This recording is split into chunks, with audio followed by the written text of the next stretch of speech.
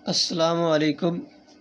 मेरा नाम है उज़ैर ज़फ़र और आज हम क्लास 8 सब्जेक्ट साइंस उसका टॉपिक नंबर 3 करने जा रहे हैं, जो कि टॉपिक है हमारा पेरिफेरल नर्वस सिस्टम। हमारा ये चैप्टर चल रहा है नर्वस सिस्टम का। और नर्वस सिस्टम कहते हैं ऐसा सिस्टम जो हमारी बॉडी के तमाम फंक्शंस को कंट्रोल कर रहा होता है। अब उसके बाद हमने नर्वस सिस्टम के 2 टाइप्स देखी थी, सेंट्रल नर्वस सिस्टम और दूसरा था peripheral nervous system. Central nervous system के अंदर हमने देखा था 2 चीज़ें आती हैं, एक होता है ब्रेन और दूसरा होता है स्पाइनल कॉर्ड। अब आगे हमारा आता है पेरिफेरल नर्वस सिस्टम। इस पेरिफेरल नर्वस सिस्टम को आज हम डिटेल के साथ डिस्कस करेंगे। तो इसकी डेफिनेशन क्या है? It consist of network. It consist ये मुश्तमिल होता है ऑफ नेटवर्क जाल के ऊपर, ऑफ नर्व्स। नर्व्स कहते हैं नालियों को, नालियों के जाल पर मुश्तमिल होता है, विच स्प्रेड जो कि फैली हुई होती हैं इन द बॉडी हमारे पूरे जिस्म के अंदर, and connect to central nervous system. Peripheral nervous system nerves का एक जाल है जो कि हमारी पूरी बॉडी के अंदर फैला हुआ है और वो हमारे बॉडी के पार्ट्स को कनेक्ट करता है किसके साथ? सेंट्रल नर्वस सिस्टम मीन के ब्रेन और स्पाइनल कॉर्ड के साथ जोड़ता है। इसका मतलब यह है कि हमारी बॉडी के अंदर कंट्रोल तो मेन कर रहा है ब्रेन और स्पाइनल कॉर्ड, लेकिन अब हमारी बॉडी के अंदर पैगाम जाता कैसे है, आता कैसे है? ये जाता है नर्व्स के ज़रिए, न्यूरॉन्स के ज़रिए, sensory neuron, motor neuron, inter neurons के ज़रिए। वो न्यूरॉन्स हमारी पूरी बॉडी के अंदर, हमारे हर बॉडी के पार्ट के अंदर वो मौजूद होते हैं नर्व्स, जो कि वहाँ से पैगाम को लेके आते हैं ब्रेन की तरफ और ब्रेन से फिर आगे दिमाग से पैगाम को लेके जाते हैं। तो पेरिफेरल नर्वस सिस्टम हमारी पूरी बॉडी के अंदर नर्व्स का एक जाल बिछा हुआ है, उसको हम कहते हैं। अब पेरिफेरल नर्वस सिस्टम के अंदर 2 तरह की नर्व्स आती हैं, एक को हम कहते हैं क्रेनियल नर्व्स और दूसरे को हम कहते हैं स्पाइनल नर्व्स। क्रेनियल निकला है करेनियम से, करेनियम कहते हैं बोनी सकल को। बोनी सकल जो हमारे दिमाग के बाहर मौजूद होता है, जिसे हम खोपड़ी कहते हैं, उसे हम कहते हैं करेनियम, वहीं से निकला है क्रेनियल नर्व्स। ऐसी नर्व्स जो हमारे दिमाग से निकलती हैं, ऐसी नर्व्स जो हमारे दिमाग से निकलती हैं उन्हें कहा जाता है क्रेनियल नर्व्स। और ऐसी नर्व्स जो हमारे स्पाइनल कॉर्ड से निकलती हैं उन्हें कहा जाता है spinal nerves. Cranial nerves which arises from brain, वो नर्व्स जो हमारे दिमाग से निकलती हैं, and spinal nerves which arises from spinal cord, जो कि स्पाइनल कॉर्ड से निकलती हैं। क्रेनियल नर्व्स की तादाद है 12 पेयर्स, 12 जोड़े, मीन के टोटल हो जाएगी वैल्यू 24 नर्व्स होती हैं जो निकलती हैं यहाँ क्रेनियल दिमाग से, और स्पाइनल नर्व्स होती हैं 31 पेयर्स, मीन के 31 जोड़े, टोटल वैल्यू बन जाएगी 62। 62 नर्व्स निकलती हैं हमारे स्पाइनल कॉर्ड से और 24 नर्व्स निकलती हैं क्रेनियल नर्व्स से, जो कि मज़ीद आगे सब डिवाइड होती हैं और बहुत ज़्यादा नालियाँ बना देती हैं जो कि हमारी पूरी बॉडी के अंदर फैली हुई होती हैं। अभी तक हमने देखा है पेरिफेरल नर्वस सिस्टम, उसकी डेफिनेशन देखी, इंट्रोडक्शन देखा, उसके अंदर हमने देखा क्रेनियल नर्व्स होती हैं, स्पाइनल नर्व्स। ये हमारा MCQs के लिए भी आ सकता है और शॉर्ट क्वेश्चन के लिए भी इन दोनों में डिफरेंस आ सकता है, क्रेनियल नर्व्स और स्पाइनल नर्व्स। तो नेक्स्ट आता है वर्किंग मॉडल। ये हमारा पेरिफेरल नर्वस सिस्टम काम कैसे करता है?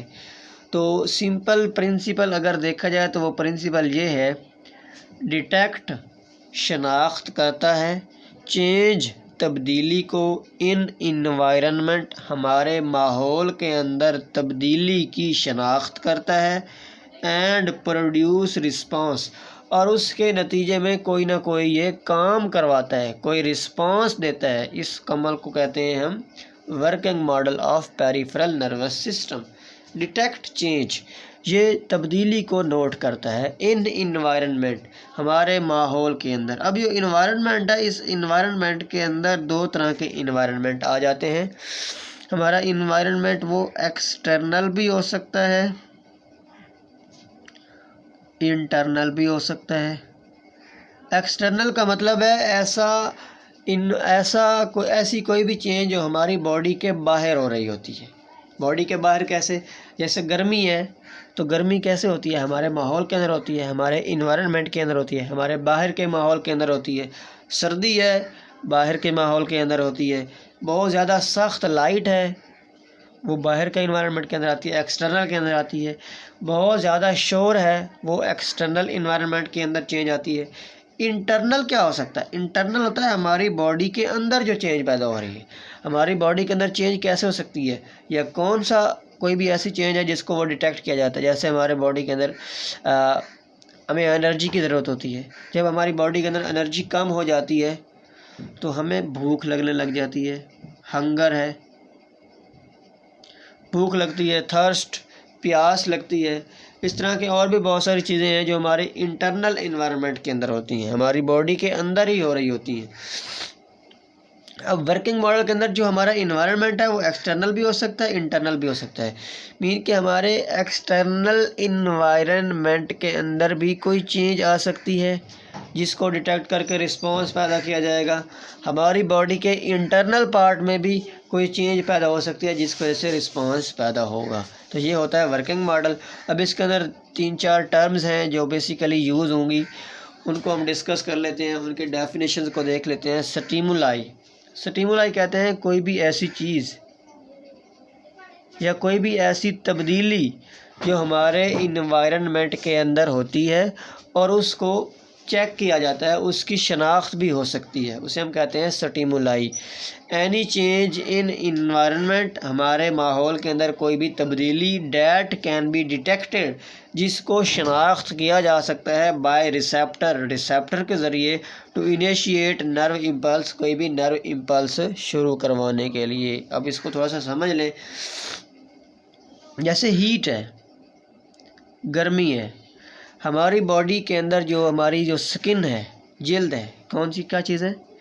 जिल्द जो है, स्किन है, वो हीट को चेक करती है कि हमारे एनवायरनमेंट के अंदर हीट ज़्यादा है या कम है। अब हीट ज़्यादा होगी तो क्या आ गई? चेंज आ गई ना। हीट कम होगी, जैसे कोल्ड है, इनका सर्दी ज़्यादा हो जाती है, फिर भी चेंज आ गई ना। इन्वायरमेंट के अंदर जो चेंज है उसको डिटेक्ट कौन कर रहा है? Can be detected by receptor.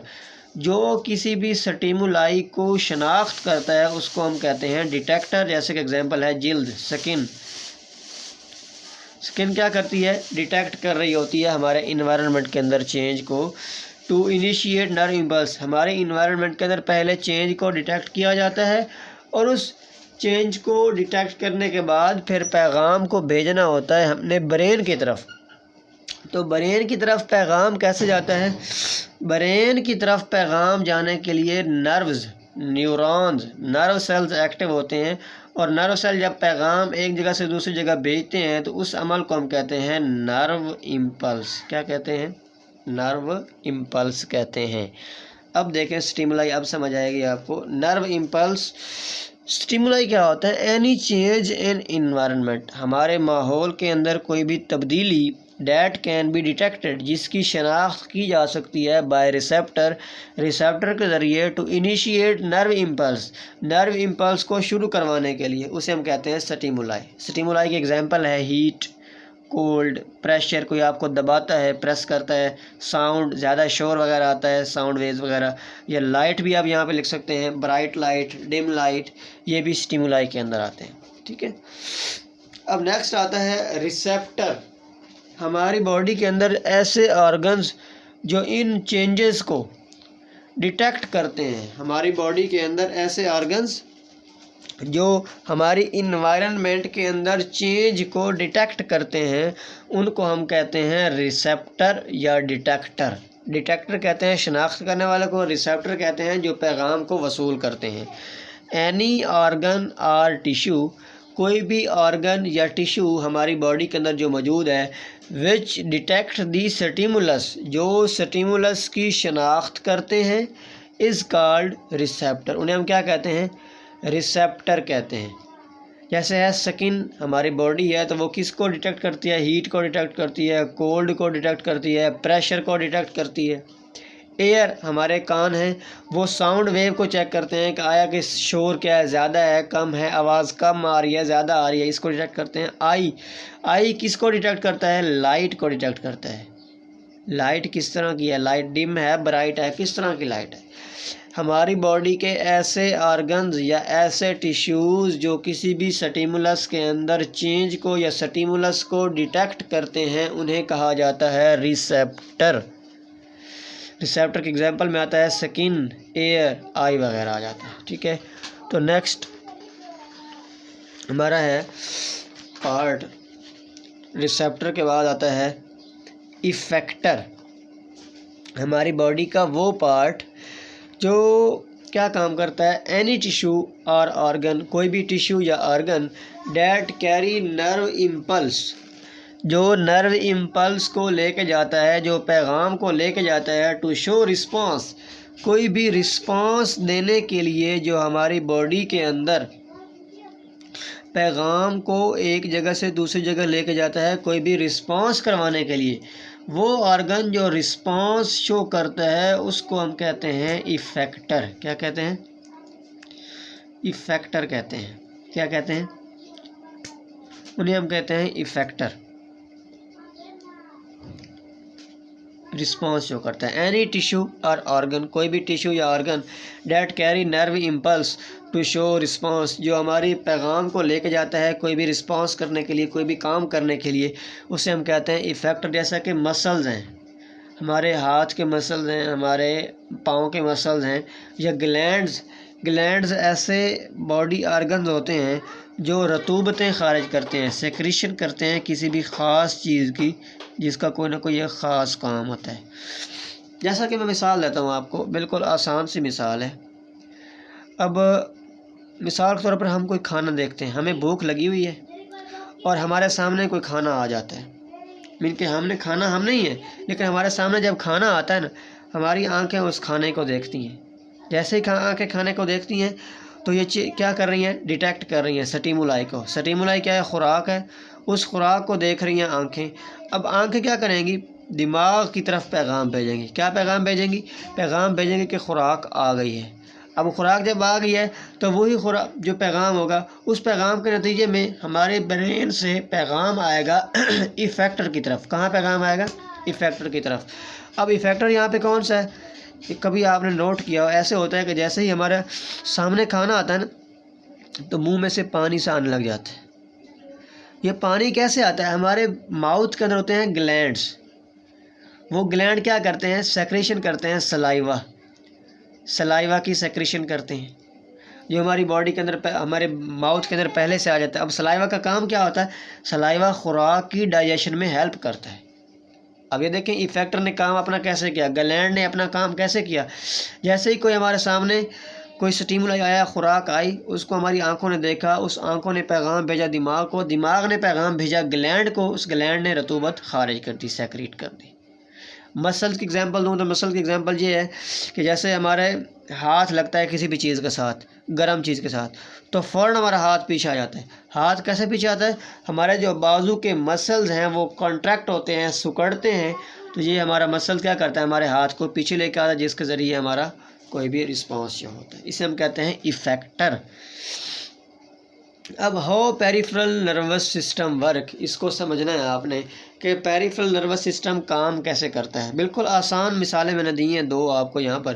पहली मिसाल है, कोल्ड ड्रिंक आपके सामने आती है, पेप्सी आप कह लें, पेप्सी या कोई भी कोल्ड ड्रिंक आपके सामने आती है, तो उसको सेंसरी न्यूरॉन, आपने पहले लेक्चर के अंदर डिस्कस किया था सेंसरी न्यूरॉन क्या होता है। ये वो न्यूरॉन या वो नर्व सेल होते हैं जो पैगाम को हमारी बॉडी से दिमाग तक लेके जाते हैं। अब यहाँ पर रिसेप्टर कौन है? आई है। आँख क्या कर रही है? देख रही है कि कोल्ड ड्रिंक आ गई है। अब कोल्ड ड्रिंक यहाँ पर क्या है? स्टिमुलाई है। क्या है? स्टिमुलस या स्टिमुलाई है। अब इन्वायरमेंट के अंदर स्टिमुलाई क्या है, कोल्ड ड्रिंक आई है, पेप्सी आ गई है, हमारी आँख ने इसे ऑब्ज़र्व किया, हमारी आँख सेंसरी न्यूरॉन के ज़रिए पैगाम भेजेगी ब्रेन को। किसको पैगाम भेजेगी, ब्रेन को, दिमाग को पैगाम भेजेगी। अब ब्रेन के अंदर होते हैं इंटर न्यूरॉन्स। अब इंटर न्यूरॉन्स चेक करेंगे कि जो पैगाम आया है वो किस चीज़ के रिलेटेड है। पैगाम ये है कि कोल्ड ड्रिंक सामने आ गई, अब आपने पीनी है भाई। अब क्या करेगा, ब्रेन पैगाम को भेजेगा आगे किसके ज़रिए, मोटर न्यूरॉन के ज़रिए। ऐसी न्यूरॉन्स जो हमारे पैगाम को हमारे दिमाग से लेके जाती हैं आगे इफेक्टर के पास, बॉडी पार्ट्स के पास, उन्हें हम कहते हैं मोटर न्यूरॉन। अब मोटर न्यूरॉन पैगाम लेके आएगी मसल्स के पास। मसल्स क्या करेंगे, हमारे मसल्स रिलैक्स होंगे, हमारे बाजू के मसल्स रिलैक्स होंगे और आगे होके आराम से ले लेंगे कोल्ड ड्रिंक को, पेप्सी को पीने के लिए। ये हमारा सारा का सारा पेरिफेरल नर्वस सिस्टम ने वर्क किया है। स्टिमुलाई आया, उस स्टिमुलाई को डिटेक्टर ने ऑब्ज़र्व किया, सेंसरी न्यूरॉन के ज़रिए पैगाम को भेजा ब्रेन की तरफ, ब्रेन ने इसे इंटरप्रेट किया, चेक किया, उसके बाद मोटर न्यूरॉन के ज़रिए पैगाम भेजा मसल्स को, मसल्स ने क्या किया, मूवमेंट करके उस कोल्ड ड्रिंक को हासिल कर लिया और पी लिया। ये पेरिफेरल नर्वस सिस्टम परफॉर्म हो गया। नेक्स्ट एक और एग्जांपल है ब्राइट लाइट। मीन के तेज़ रोशनी आपकी आंखों में पड़ती है, तो ब्राइट लाइट क्या है, यहाँ पर एक स्टिमुलस के तौर पर एक्ट करेगा। स्टिमुलस के तौर पर है ब्राइट लाइट। ब्राइट लाइट आई है हमारी आंखों के अंदर, हमारी आंखें क्या करेंगी, इसको ऑब्ज़र्व करेंगी। मीन के रिसेप्टर जी हमारी आंखें हैं यहाँ पर। अब रिसेप्टर क्या है, आंखें हैं, उन्होंने लाइट को ऑब्ज़र्व किया तो सेंसरी न्यूरॉन मीन के वो न्यूरॉन जो पैगाम को लेके जाती हैं ब्रेन की तरफ। ब्रेन की तरफ ये पैगाम लेके आएंगी।